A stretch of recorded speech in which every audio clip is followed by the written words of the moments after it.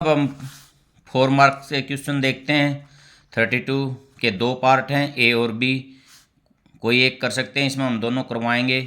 Find the value of के for which the quadratic equation के plus 1 x square minus 6 के plus 1 x plus 3 के plus 9 is equal to 0।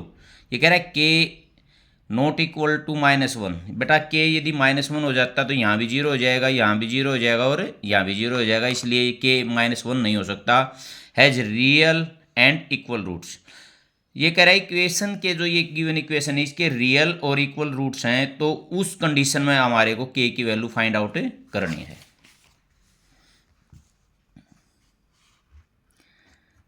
के plus 1 x square minus 6 के plus 1 x plus 3 के plus 9 is equal to 0 और के not equal to -1।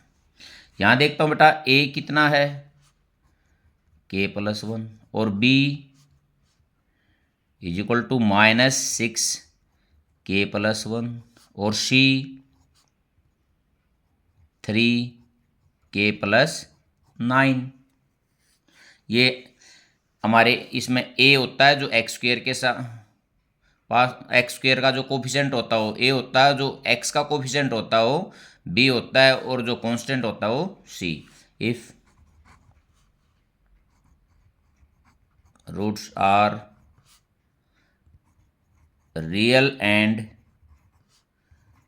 Equal so D is equal to 0। बेटा यदि root equal और रियल हैं तो डी की वैल्यू क्या होगी, 0 होगी। डी किसके इक्वल होता है, b square minus 4ac is equal to 0। B ये है माइनस का स्क्वायर प्लस 6 का स्क्वायर 36 और के प्लस 1 का होल स्क्वायर -4 इंटू ए इंटू सी 3 के प्लस 9 इज इक्वल टू 0। देखो यहाँ मैं कॉमन देखता हूँ, ये कितना हो गया, एक बार और लिख लेते हैं। 12 के प्लस 1 और के plus 9 is equal to 0।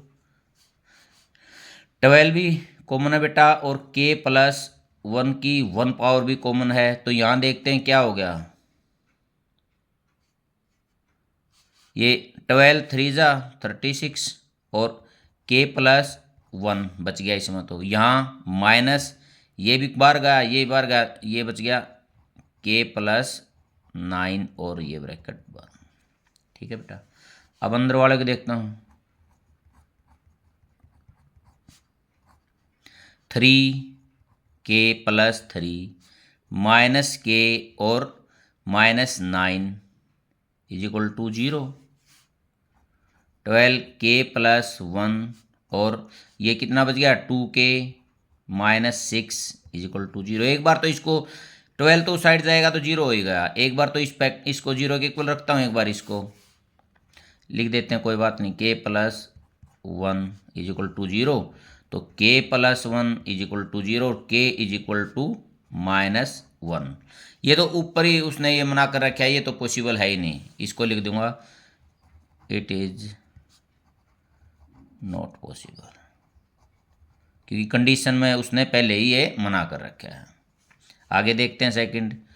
2k -6 is equal to 0, 2k is equal to 6 और k इज इक्वल टू 6/2 कितना आएगा बेटा, 3। तो k की वैल्यू हमारी कितनी आएगी, 3 आएगी।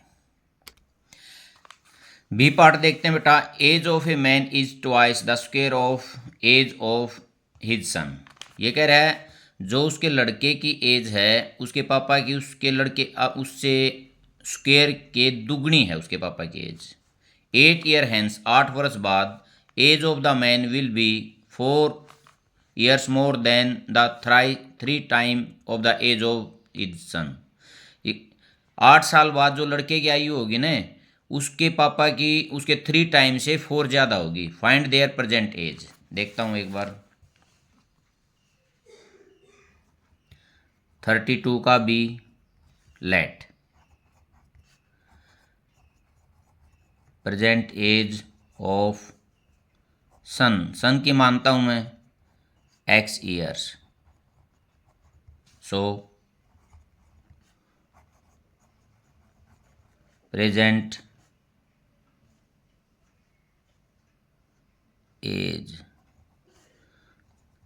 एज ऑफ हिज फादर क्या कह रहा है, इसका स्क्वायर और उसका 2 टाइम, यही कह रहा है बेटा। Is twice the square of the age of his son, ये होगी। अब क्या कह रहा है, 8 ईयर हैंस मीन 8 साल बाद।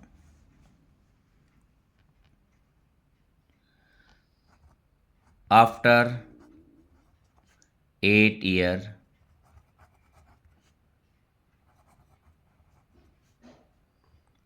एज ऑफ सन। बेटा अब जितने साल का है 8 साल बाद उसमें कितनी 8 ऐड हो जाएगी। After 8 years age of his father at present कितनी है 2x² प्लस कितनी होगी 8, ये होगी ईयर्स। अकॉर्डिंग टू कंडीशन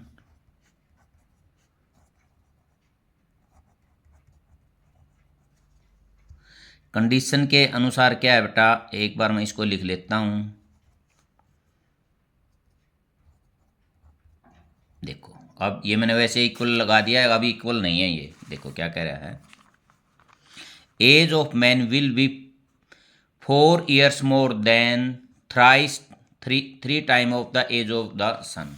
ये इसको यदि मैं 3 टाइम कर देता हूँ और इसमें 4 ऐड कर देता हूँ तो अब ये क्या होगी, इक्वल होगी। ये कह रहा है 8 साल बाद जो लड़के की आयु थी ना पिता की, उसके 3 टाइम होने के बाद भी 4 साल ज़्यादा रही थी, तो मैंने इसको 3 टाइम भी कर दिया और फिर इसमें 4 ऐड भी कर दिया। अब क्या होगी, ये दोनों एज इक्वल होगी। तो आगे देखते हैं, 2x² plus 8 is equal to 3x plus ये कितना हो गया 24 प्लस 4, इस साइड लेके आता हूँ। 2x² minus 3x plus 8 minus ये कितना हो गया 28 is equal to 0। 2x² minus 3x minus 20 is equal to 0। अब बेटा इसके मैं फैक्टर से इसको क्या फैक्टर से स्प्लिटिंग मेथड का प्रयोग करके x की वैल्यू निकालूंगा, तो इसकी x² वाले की और कांस्टेंट की मल्टीप्लिकेशन करता हूं तो -40x² हो गया बेटा यहाँ हमारा। यदि मल्टीप्लिकेशन माइनस होती है तो फैक्टर जो ये होता है बीच में x की पावर वाला उससे ऊपरी बार ही बार बनेंगे। तो अब मैं बाहर चलता हूं तो 8x और 5x ये हमारे फैक्टर बन गए।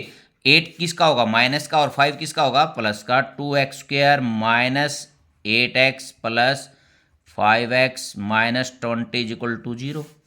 अब इन दो कॉमन देखता हूँ, 2x यहाँ x माइनस 4 यहाँ plus 5x minus 4 is equal to 0।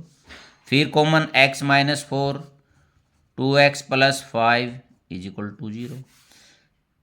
x minus 4 को एक बार 0 के इक्वल रखता हूँ, एक बार 2x प्लस 5 को 0 के इक्वल रखता हूँ।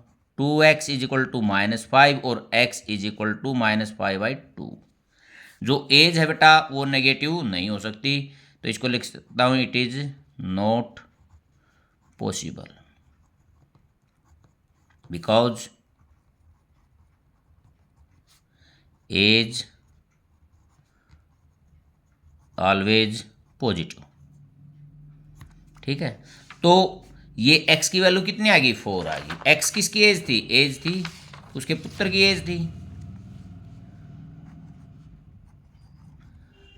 प्रेजेंट यहां लिख देते हैं, hence age of son 4 years, present age of his father कितनी होगी बेटा, 2, देखो 2 into x square, 2 into 16, 32 years. Condition के अकॉर्डिंग उसके लड़के की जो एज है वो 4 ईयर है और उसके जो फादर हैं उसकी एज 32 ईयर्स है। नेक्स्ट क्वेश्चन देखते हैं बेटा, from a point on the bridge across the river, ये ब्रिज है, ब्रिज पर कोई पॉइंट ले रखा है, वहां से angle of the depression of the bank of the opposite side of the river are, angle एक 30 का बन रहा है, एक 60 का बन रहा है बेटा। If the bridge is at height of 4 meter from the banks find the width of the river. देखो बेटा ये पुल है, ठीक है, और ये यहाँ पर रिवर है।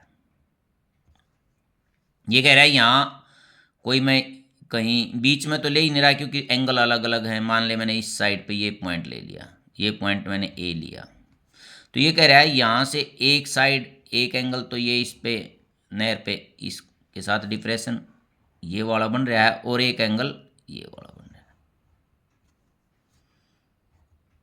देखो बेटा जो खड़ा होगा वो बड़ा होगा, ये 30 डिग्री का और ये 60 डिग्री का हो गया। ये अल्टरनेट एंगल है क्योंकि ये जो पुल है और बैंक है दोनों क्या हैं, पैरेलल हैं, तो ये भी किसका होगा 30 का और ये भी किसका होगा 60 का।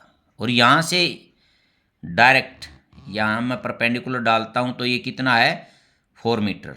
इसको मैं बी लिख देता हूँ, इसको सी लिख देता हूँ और इसको डी लिख देता हूँ। इसने हाइट दे रखी है। अब मेरे को निकालना है डी सी। ये 4 मीटर गिवन है, डी सी निकालना है, बिल्कुल इजी है, देखते हैं एक बार।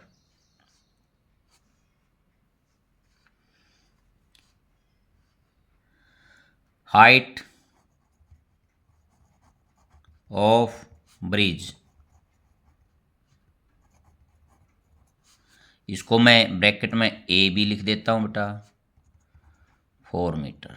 ये जो एंगल है ये वाला एंगल और ये अल्टरनेट थे तो angle D A D B is equal to 30 degree और एंगल ए सी डी या बी जो भी लिखेंगे 60 डिग्री। बेटा हमारे को डी सी निकालने के लिए पहले मैं निकालूंगा बी डी फिर निकालूंगा बी सी। देखते हैं, in triangle A D B ये लेता हूँ। मेरा एक सीधा तरीका होता है बेटा, जो निकालना वो मैं ऊपर लेता हूँ और जो गिवन है वो नीचे लेता हूँ। फिर देखते हैं इस एंगल के अनुसार बेस ये है by perpendicular, base by perpendicular cot theta होता है, कोट 30, तो बी डी बाई 4 कोट 30 की वैल्यू होती है √3, तो बी डी की जो वैल्यू आ गई 4 √3, ये 1 नंबर में लिख देता हूँ। ठीक है बेटा, अब मैं इसको देखता हूँ, वैसे तो ये मीटर में है, बाद में लिख देंगे unit. In triangle A B C निकालना क्या है बी सी, गिवन क्या है ए बी। देखते हैं, बेस बाई परपेंडिकुलर वही कोट 60, बी सी बाई 4 और कोट 60 का जो वैल्यू होती है 1/√3 होती है। यहाँ से B C is equal to 4/√3 आ गई हमारी। ये सेकंड है। अब मेरे को तो निकालनी है विड्थ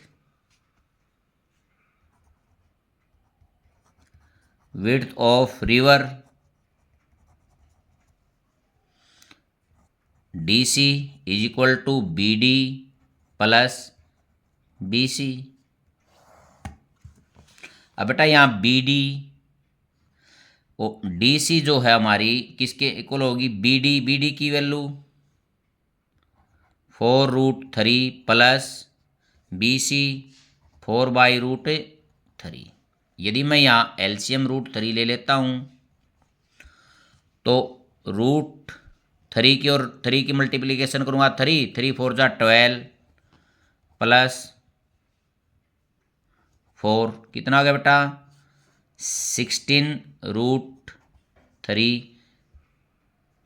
मैं यहाँ इसकी √3 से या रैशनलाइजेशन कर देता हूँ 16√3/3 मीटर। ये हमारा इसका आंसर है। ये हमारे को क्या निकालनी थी, नहर की जो चौड़ाई है वही निकालनी थी, वो क्या है DC। मैंने इसमें DC निकाल दिया।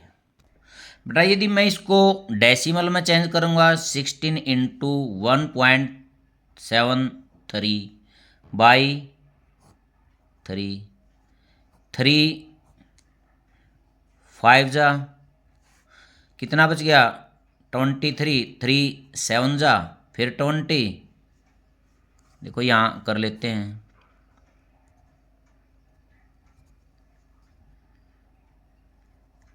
3 5 जा 15 2 3 7 जा फिर 3 7 जा, ये 3 पॉइंट तक को करते हैं। तो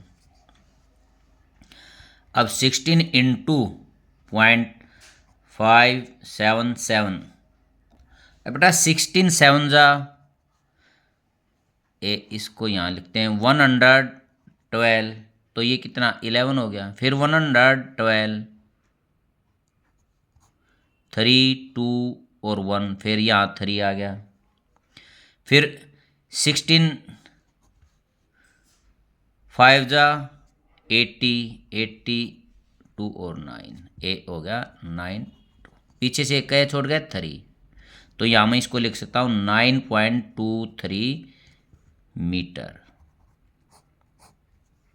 ये हमारा क्वेश्चन कंप्लीट। नेक्स्ट देखते हैं बेटा।